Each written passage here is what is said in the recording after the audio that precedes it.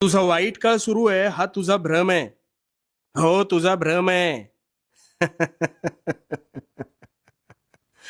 कारण आज मी तुला तुझी अशी गोष्ट सांगणार आहे, की त्यावरून तू यापुढे स्वतःला नशीबवान समजशील.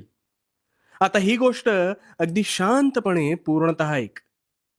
अगदी दैनंदिन जीवनातील उदाहरण घेऊया.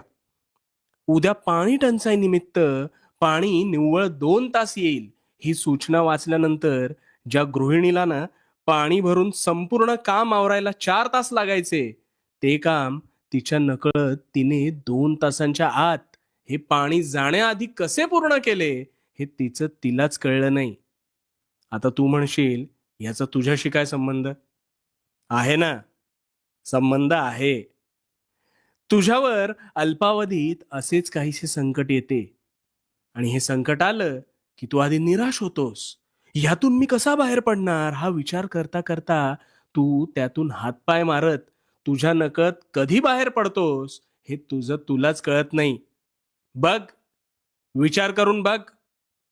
आता हा वाईट काळच तुझा आळशीपणा संपवतो. हा वाईट काळच तुला समाधानी प्रवृत्ती शिकवतो. अरे, हृदयाचा आलेख सुद्धा खाली जाऊन मग वर जातो, हे तू विसरलास का रे?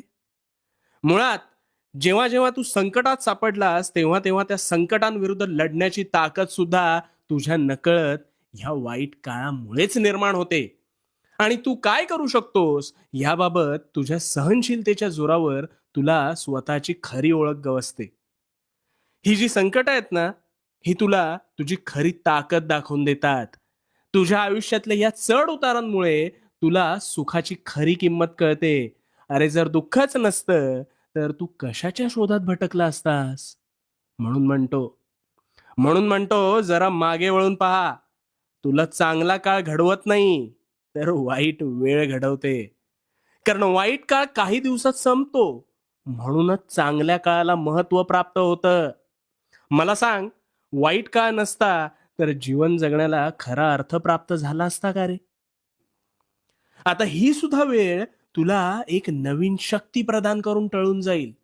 फक्त वादळासमोर शांत उभा राहा. कारण भिवू नकोस.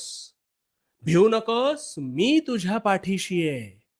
भिवू नकोस, मी तुझ्या पाठीशी आहे.